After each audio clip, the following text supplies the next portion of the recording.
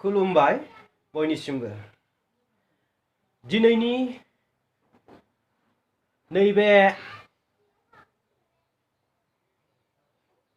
हादानपारा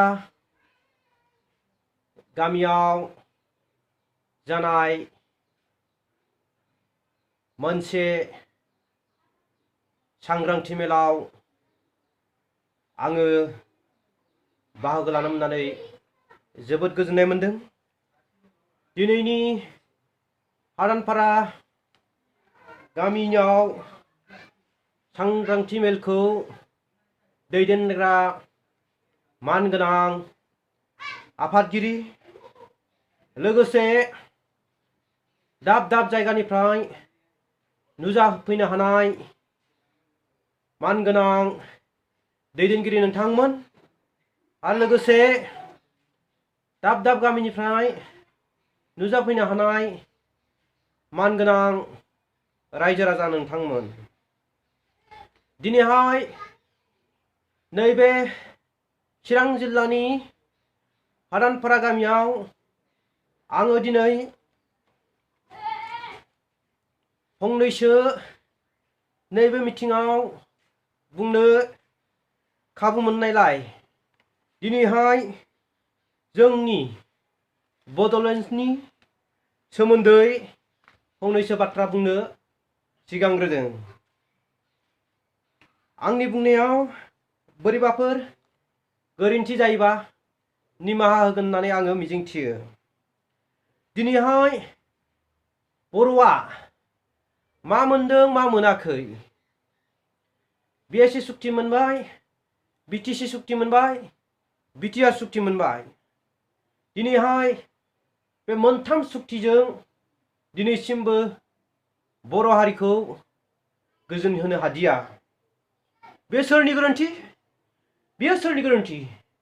मोनथाम सुक्तियावबो दिनैहाय गुबुनफ्रा बेबायदि मोनथाम मोनब्रै दिनै सुक्ति मोननो हायाखै, नाथाय दिनैहाय बर'आ मोनथाम सुक्ति मोनबाय। नाथाय थेवब्लाबो मोनथाम सुक्ति मोनसेयावबो दिनै बर'नि खायफा लिडारफ्रा नांगौ बायदियै सुक्तिखौ बाहायनो हायाखै। नांगौ बायदियै सुक्तियाव बिथांमोनहा सोसननानै लानो हायाखै। दिनैहाय BTR सुक्तिया 2020 मायथाइनि जानुवारि दानाव जानानै थांबाय, नाथाय फैगौ 23 जानुवारिसिम 3 बोसोरानो दिनै जाबाय। दिनैहाय BTR सुक्तियाव बर'नि थामोनथा आरो हारि दानायनि थाखाय, हानि थाखाय, हा हु मोननायनि थाखाय दिनै लिरनाय दङ। दिनै साबैसे बर'आ दिनै पाट्टा हा मोनखो? दिनै बांसिनानो दिनैहाय बर' सुबुङा फरेस्ट लेन्ड, कास्ट लेन्डआवसो दिनैहाय 60% 70% थांनानै दङ। दिनैहाय दाब दाब जायगायाव बर'फ्रा, गामि ओनसोलाव थानायफ्रा सरकारजों सम सम होखारजागासिनो दङ। बेनो जाबाय नामा जोंनि BTR सुक्ति, सान्थि सुक्तिया? दिनै क'क्राझाराव रेल कच फेक्टरि खालामगोन होननानै बुंदों। BTR सुक्तिया दिनैहाय बोसोरनै बाबेनलांबाय, दिनैसिमबो कच फेक्टरिया दिनैसिमबो आवगायाखै आरो BTR गोदान सरकाराबो 2 बोसोर जानो थांगासिनो दङ, दिनैसिमबो कच फेक्टरिया जेबो जायाखै। आरो लोगोसे गोबां जायगायाव गोबां सोलोंथाइ फसंथानफोर गायसननायनि BTR सुक्तियाव दङ, नाथाय दिनैहाय बैफोर जायगायावबो दिनैहाय दासिमबो महर मोनाखै। रेलवे कच फेक्टरि जायोबा जोंनि गोबां गुन्द्रा गैयै गुन्द्राफ्रा कच फेक्टरियाव मावनानै मोनजागौमोन, नाथाय दिनैसिमाबो कच फेक्टरियाव दिनै महर मोनाखै। आरो बेजों लोगोसे BTRनि सिमा बारायनाय, BTRनि सिमा बारायनायाव 6 दाननि गेजेरावनो जागोन होननानै कमिसन बानायनानै दिनै आसाम सरकारा होदोंमोन। नाथाय दिनै बिटिआर सुक्तिया 3 बोसोर बाबेनलांनोसै दिनैसिम मोनसेबो बर'नि सिमा बारायनाया आवगायाखै बा मोगथां महर मोनाखै। दैदेनगिरि बिथांमोना खालि बुंगासिनो दङ दिनै सिमा बारायनाया आवगायगासिनो दं होननानै बुङो। नाथाय दिनैहाय जोङो आसा खालामै खालामै दिनैसिम जोङो फोथायनो बा रायजो राजाया फोथायनो गोब्राब बयबो मोनबाय।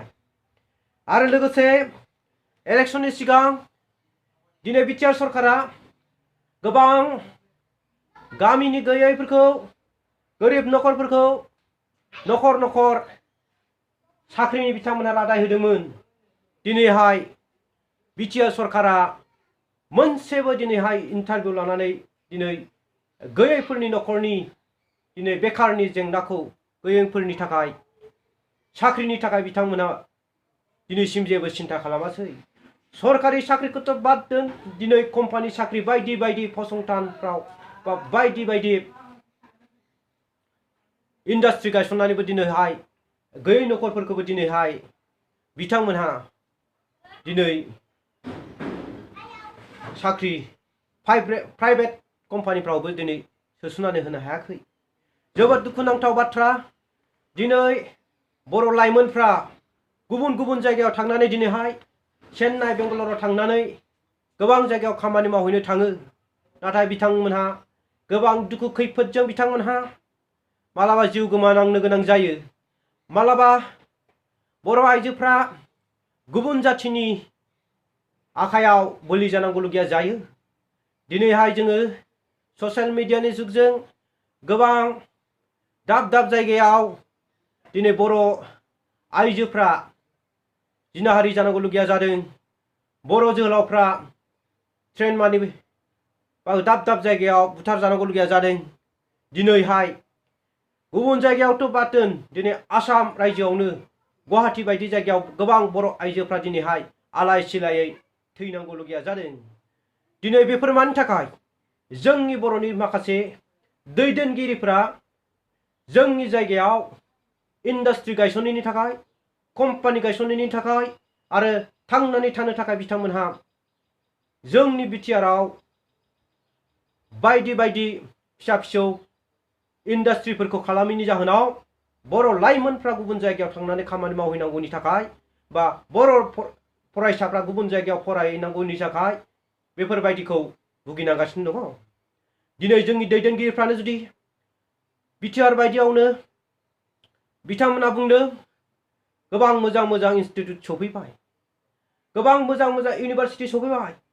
बेफोर इउनिभारसिटिफोरखौ थाबैनो जुदि लुफुंनायनि जुदि लायोबा बिथांमोनहा जोंनि फरायसाफ्रा बैफोरबायदि जायगायावनो फरायनो मोनगौमोन। नाथाय दिनैहाय बिटिआर सुक्तिजोंबो दिनै बर'फ्रा गोजोननो हादिया। दिनै गामिनि रायजो राजा बिथांमोनहा दिनैहाय बड'लेण्ड सोमावसारनायाव, राजा लामा जथेनायाव, रेल लामा जथेनायाव गोबां दावहारु बर' जोहोलाव जोहोलावफ्रा दिनै दुखु खस्थ' खालामनानैबाबो बिथांमोना आन्दालन खालामदोंमोन।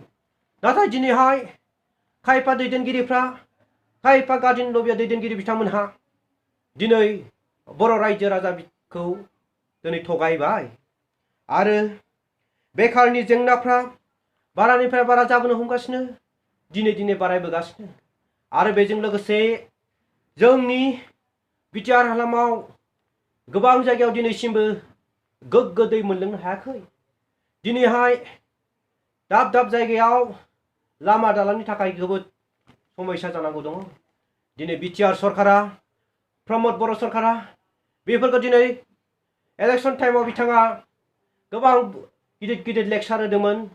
नाथाय दिनै प्रमद बर' सरकारा 2 बोसोर जानानै थांबाय, थांनोसै बावला दिनैहाय बर' हारिनि थाखाय, बर' गामिफोरनि थाखाय, बर' लाइमोनफोरनि थाखाय मा मावखो? दिनै आं सोंखारियो जाहाथे प्रमद बर'आ फैबाय थानाय आरो आङो फैबाय थानाय 3 बोसोराव प्रमद बर' सरकारा बर' हारिनि थाखाय मोजां खामानि मावलांगोन होननानै आङो आसा खालामो आरो बिथांखौ आङो नैबे आदानपारा स्टेजनिफ्राय बिथांखौ बुंहरो दि फैबाय थानाय 3 बोसोराव बर' हारिनि थाखाय बर' लाइमोनफोरनि थाखाय जेंनानि थाखाय आरो बेखारनि जेंनानि थाखाय बिथांमोनहा मोजाङै खामानि मावलांगोन होननानै आङो दिनै खावलायहरो। जुदि बे 3 बोसोराव प्रमद बर' सरकारा जुदि बर' हारिनि थाखाय बर' रायजो राजानि गांनाय उखैनायखौ मावफुंनो हायाबा जोङो मोनसे स्ल'गान लानांगोन, बेनो जाबाय सोलायनाया गोनांथार, परिबर्तन दरकार, गोदान सरकार दरकार। बेखौ जोङो सोलायहोनांगोन। मानो होननानै बुङोबा जोङो प्रमद बर' सरकारखौ जोङो बर' हारिनि थाखाय बर'नि समाज मोजां खामानि मावनो थाखाय दिनै सरकाराव जोङो दिनैहाय बर' रायजो राजाफ्रा बिथांखौ सापर्ट खालामदोंमोन। जुदि बिथाङा दिनै 2 बोसोरावथ' बिथाङा मावासै आरो बे 3 बोसोराव जुदि मावाबा दिनै प्रमद बर'खौ जोङो मा खालामनांगोन रायजो राजाफोर, जोङो बिथांखौ गादिनिफ्राय बोख्लायनानै जोङो मोनसे गोग्गो सरकार जोङो दानो जोङो सेस्था खालामनांगोन। बेनिखायनो आं खावलायदों बे 3 बोसोराव प्रमद बर'आ मोजां खामानि मावनो हायाबा जोङो बे सरकारखौ जोङो सोलायनांगोन। आं बेखिनिखौनो दिनै नैबे आदानपारा रायजो राजानिसिम आङो आरो लोगोसे गासिबो बर'लेण्डबासि रायजो राजानिसिम बुंनानै दिनै आंनि बुंनांगौखौ एसेयावनो दोनथ'नाय जाबाय आरो आंनि बुंनायाव माबाफोर गोरोन्थि जादोंबा निमाहा होगोन होननानै आङो बयनिसिमबो निमाहा बिबाय। गोजोन्थों, खुलुमबाय।